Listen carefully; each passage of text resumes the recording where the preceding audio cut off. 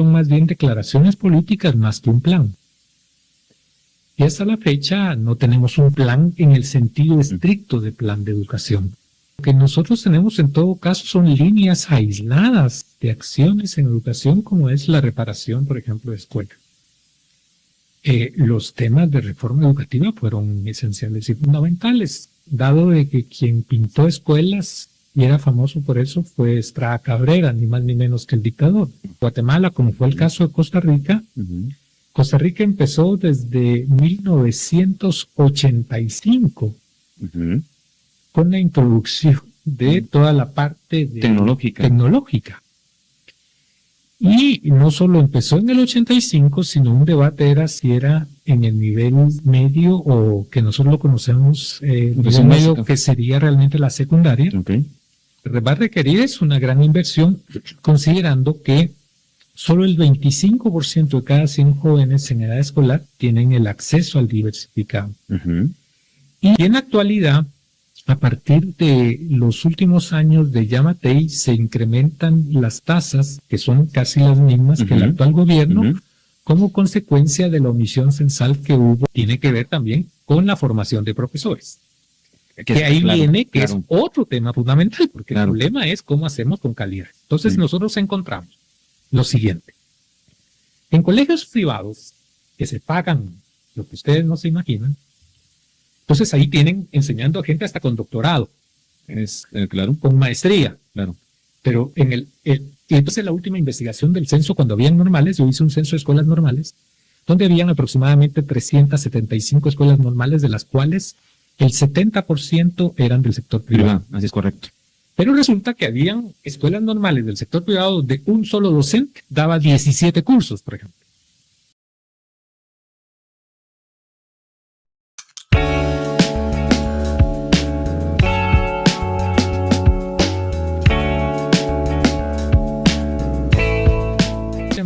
La parte de ciudadanía global, porque ahora se preparan a los niños y niñas a un mundo que está cambiando, a una comprensión del mundo, pero también obviamente a una dinámica de participación nacional que conlleva dos cosas. Una es la diferencia de identidades que hay por la parte cultural, que es necesario reforzar, y también la parte de la dinámica nacional.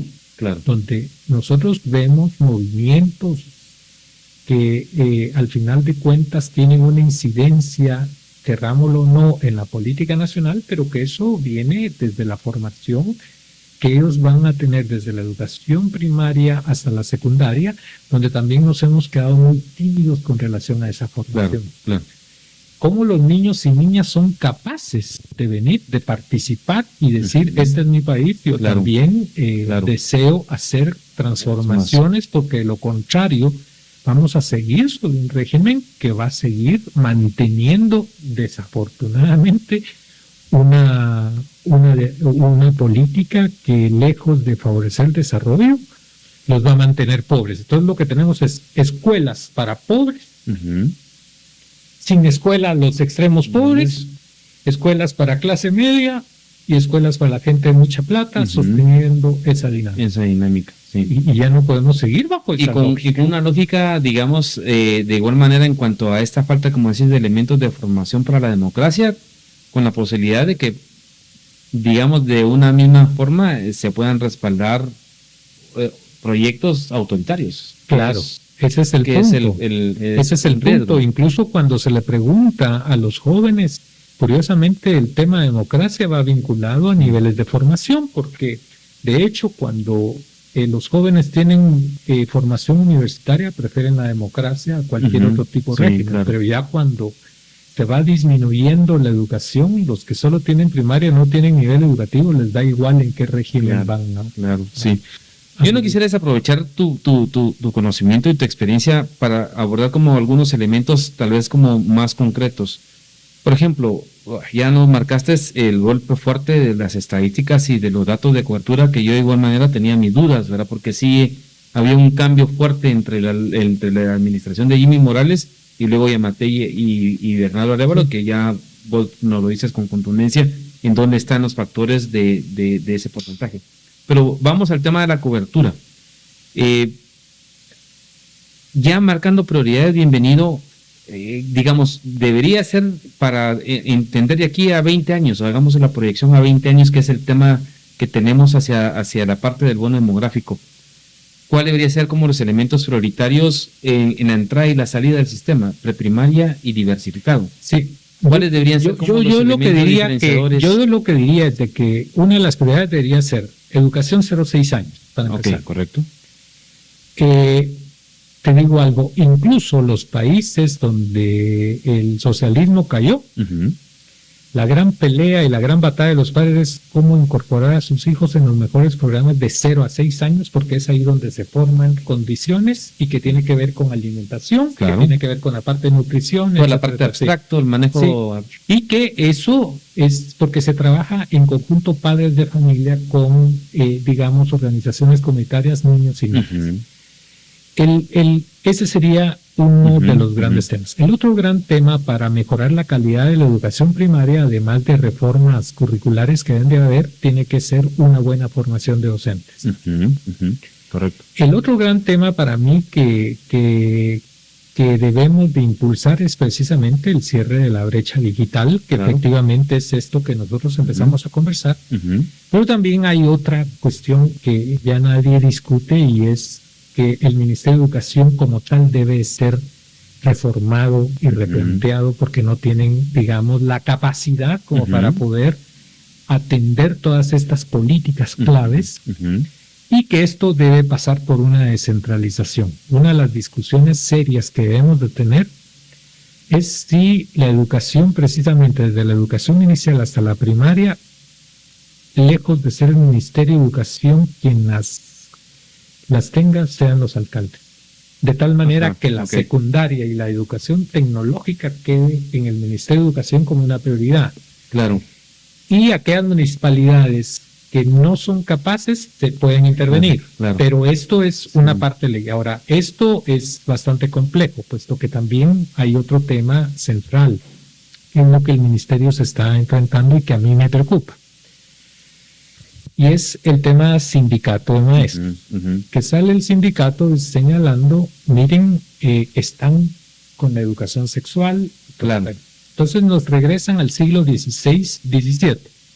Entonces el ministerio dice, no, nosotros no nos estamos saliendo del siglo XVI y XVII, seguimos bajo esa política de no enseñar eso. Entonces salen las iglesias, sí, damos certificación que estamos en el siglo XVI y XVII y estamos bien. Claro. El problema que nosotros estamos teniendo es de que no ven un país de futuro. Entonces estamos discutiendo cuestiones de dimensiones donde la educación no es ni siquiera laica. Claro. Donde la educación básicamente, lejos de ver las perspectivas hacia futuras, por ejemplo, todo lo que es ciencias, tecnologías, toda la parte de formación ciudadana, artes, toda la parte de artes, toda la parte también vinculada a la tecnología. Y también hay algunas resoluciones de la Corte Suprema de Justicia de comunidades indígenas que también reclaman su identidad en un ámbito global que es fundamental por el idioma, por la parte cultural, que no estamos dando respuesta. Entonces, lo que el país se está exponiendo de aquí a 10 años es su futuro. Claro. Y entonces yo no veo, para hacerte muy claro, un grupo que de manera seria esté abordando el tema. Me preocupa también que en algunos casos hayan algunos grupos que de manera, digamos, muy limitada ve solo sus intereses. Y obviamente los grupos van a pelear por sus intereses, pero el problema de la educación es que debe superar ese ámbito por la propia naturaleza del país que queremos de aquí a unos 20 años plazo, porque lo que vos señalabas, si tenemos un 100% de niños que culmina 9 años de escolaridad, que era la meta que teníamos cuando hicimos lo de las transferencias monetarias, este es otro país. Claro. Si se invierten, imagínate, 12 años, este va a ser otro país. Entonces, lejos de dedicarnos a las cuestiones tradicionales que nos hemos dedicado, y si transformamos el país hacia estos nichos de oportunidad que tenemos, podemos lograr cosas extraordinarias. déjame siempre en en esos dos aspectos. Y en esa lógica que planteas de la participación también de los alcaldes en el tema de la educación, las transferencias deberían ser siempre como ser una herramienta que nos permita en esa estrategia. Y la otra es hasta dónde también tenés el límite de las municipalidades en cuanto a poder dirigir esta primera. Porque eso lo que requiere es una transformación de Estado. Claro. Lo que nosotros tenemos es un Estado que tiene un conjunto de leyes bastante que limitan, porque aún con escuelas normales superiores se podría declarar inconstitucional, porque de acuerdo a los artículos en educación, los únicos que pueden otorgar la educación superior es la universidad. En la universidad, sí, es correcto. Y nacionales o la Universidad Nacional. Claro. Entonces, digamos, aquí también tenemos que tener un proceso más amplio de discusión, incluso el tema universitario, el tema de tecnológicos y otras cosas. En cuanto al tema de infraestructura, digamos, los tecnológicos que se dejaron todavía en la gestión del gobierno en el que estuviste como ministro, se terminaron de empezar a concretizar en el gobierno del Patriota. Hoy, pasado ya casi más de 10 años, hay institutos tecnológicos que todavía no han terminado. ¿Cómo hacemos en esta lógica también de inversión en cuanto a priorización de infraestructura? O sea, ¿qué es lo que debería de priorizarse en cuanto al tema de inversión en infraestructura? Ahora es ahí donde también, con disculpas del caso, pero es cuando se habla también de esta alianza público-privada. Correcto. Donde, digamos, hay inversiones básicas que el Estado no puede estar haciendo constantemente por la necesidad de renovación. Pero esto ya requiere, digamos, procesos mucho más, digamos, que serían más sencillos, aunque más complejos, llegar a acuerdos, donde hay procesos de formación que el sector privado puede incorporarse. De hecho, en las oportunidades que he tenido, por ejemplo, en Alemania, de reconocer lo que es el sistema de formación no universitaria, sino tecnológica, y cómo ellos pueden producir desde rieles de trenes de alta velocidad, o nuevos sistemas hidráulicos, tienen un nivel de formación y preparación suficiente que les da la secundaria. Pero aún así, digamos, hay una alianza básica entre municipalidades, el sector público, el sector privado.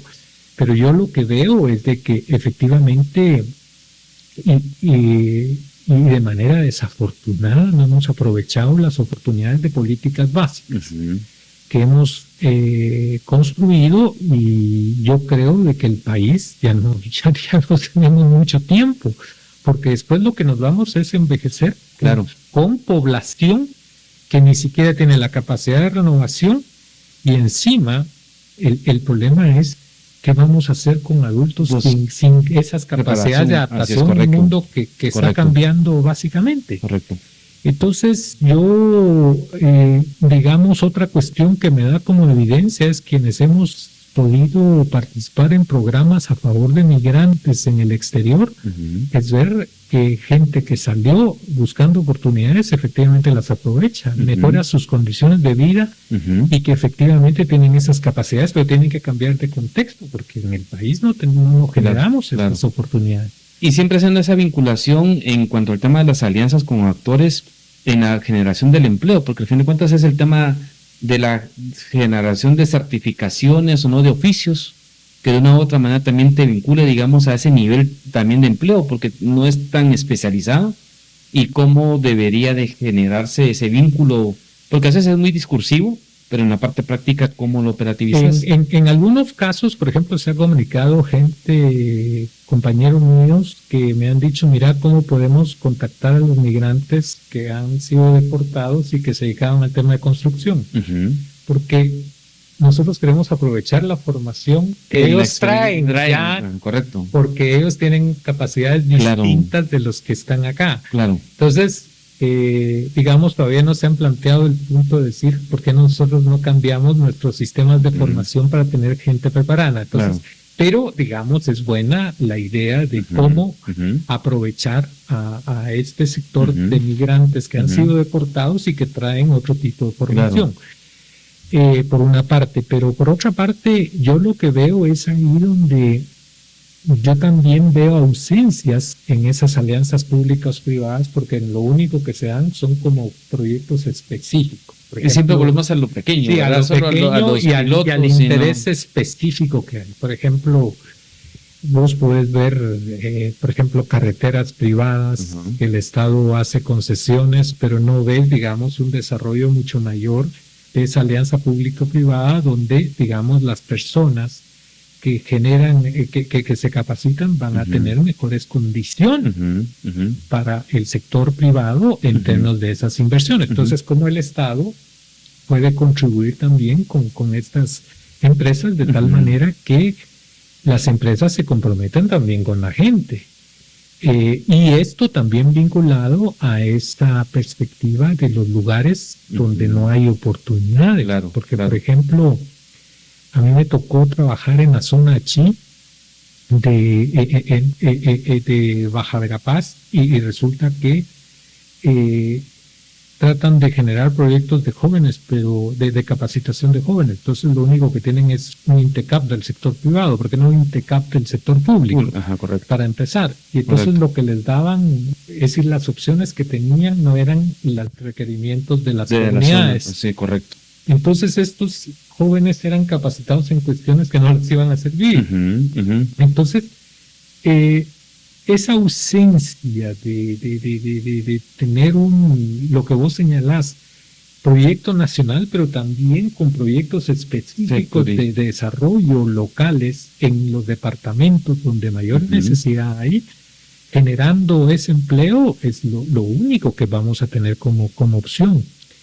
Y que de hecho, afortunadamente, en algunas comunidades salen por su propia cuenta, en términos de cooperativas o en términos de generación de proyectos vinculados a lo que podríamos decir ese vínculo de educación-desarrollo. Pero en otras partes, también déjenme expresarle mi preocupación que desafortunadamente hay también algún tipo de inversión en proyectos donde contratan, por ejemplo, niñas de 6 a 10 años con tal de pagarles menos, trabajando de noche, y encima después las familias dándoles el cuidado de niños pequeños, y después quería que rinden en la escuela. Claro, entonces, digamos, por eso yo señalo que es un tema que también debemos de debatir, digamos, debemos de ser no solo lo más humanos, sino también si nosotros tenemos intereses, aunque no tengamos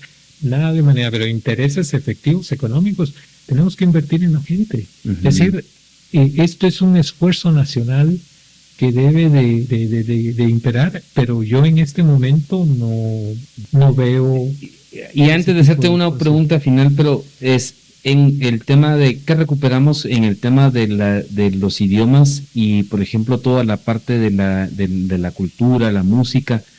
En el tema de los idiomas, por ejemplo, tenemos un guatemalteco que crea una aplicación que es mundial en el tema de idiomas, pero aquí, digamos, ¿cómo logramos finalmente entrar en ese debate de aprendizaje de idiomas que también te permite para una generación, esas 2 generaciones que tendrán 2 años de estudio, puedan insertarse también en un fenómeno mundial de otros idiomas? Sí, de hecho yo te voy a decir algo.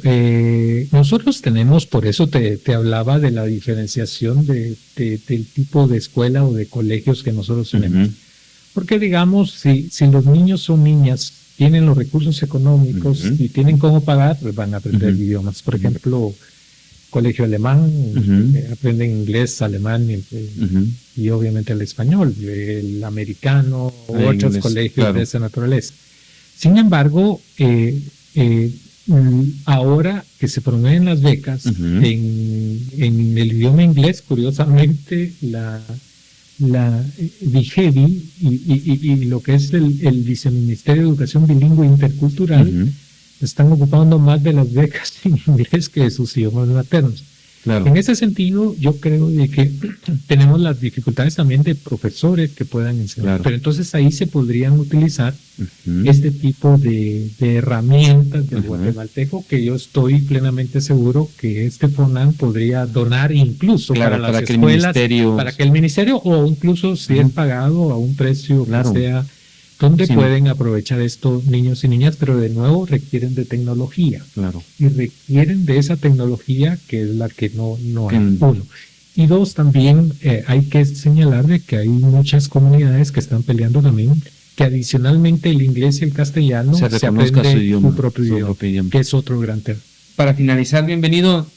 Entonces, en la inexistencia de ese plan, la pregunta sería ¿quiénes deberían de llamar a construir ese plan y cómo blindarlo en lo que hablábamos al inicio, ¿verdad? Que no se cambie cada 4 años y que permita esa construcción. Dos generaciones con 12 años de estudio es nuestra meta como país. Digamos que realmente el mayor, el encargado de esto es el Ministerio de Educación a través de 2 instancias básicas, que es la Presidencia de la República de acuerdo a sus prioridades, pero también CEGEPLAN, que se encarga de coordinar supuestamente la planificación. Sin embargo, digamos, lo que nosotros hemos encontrado a nivel de Estado es la dificultad que hay de integralidad en términos de la planificación y de la coordinación que debe de haber entre los distintos ministerios si se quiere realmente una política de desarrollo. A ese respecto, yo creo de que en este momento no hay la fuerza suficiente como para tener un buen plan en lo que se dice, lo que son planes, porque la gente, una cosa son declaraciones de principios, intenciones de qué quiero hacer, pero no una política de Estado que también marca no solo la parte de la definición hacia dónde se conduce, sino el establecimiento clara de metas, indicadores, presupuestos que se requieren, que es lo que estamos hablando. Y por lo tanto, también una presentación, por ejemplo, de un presupuesto que sobre la base de un plan de largo plazo se va a ejecutar y que el Congreso aprueba. Claro, así es correcto.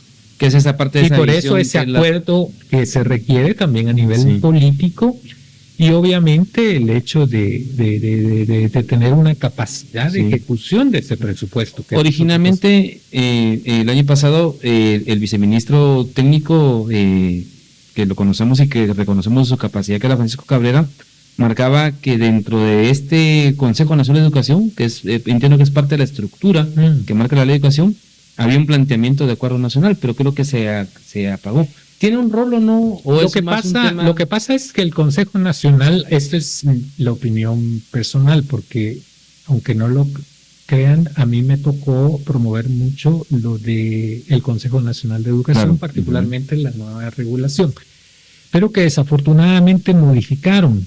Y se modificó porque el miedo que tienen es hacia la participación de diversos sectores.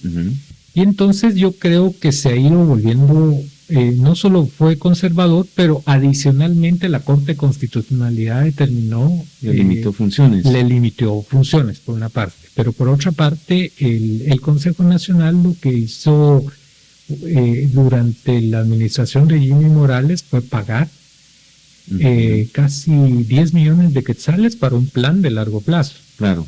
Entonces resulta que ellos elaboraron un programa a través de contratación de consultores.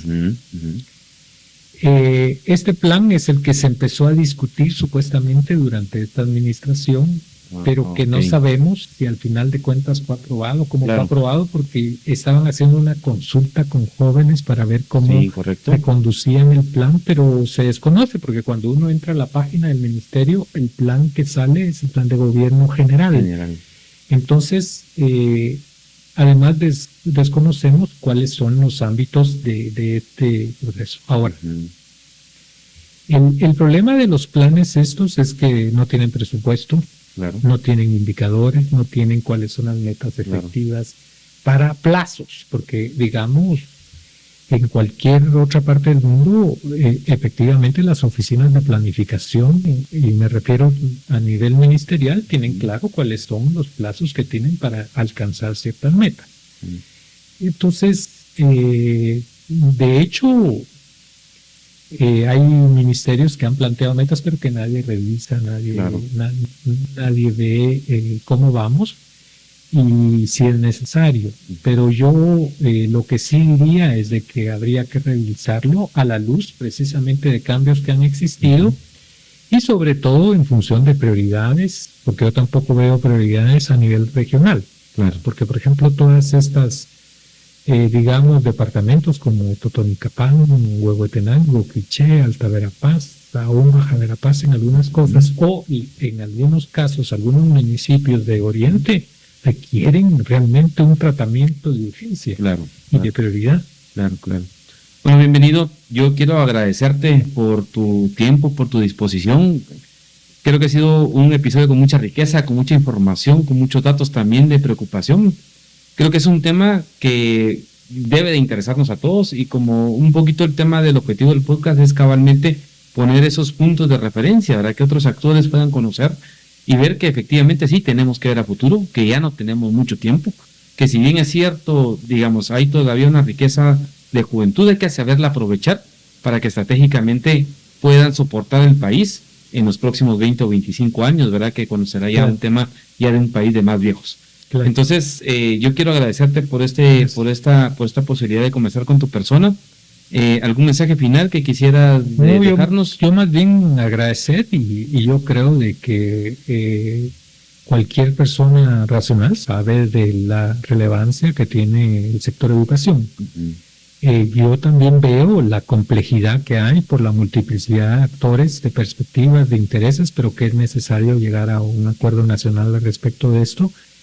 Y la verdad, uno que trabaja en educación siempre tiene fe y tiene esperanza en que efectivamente las cosas van a mejorar y yo espero que el país avance hacia ese acuerdo nacional para promover el desarrollo de educación en Guatemala. Ok, correcto, bienvenido. Pues un gusto entonces haberte tenido en este episodio. A todos los que nos están escuchando, les pedimos a que nos sigan acompañando en el canal de YouTube, en el Facebook, en Spotify y en iVoox, y que estén pendientes del próximo episodio de Otra Perspectiva Podcast. Muchas gracias.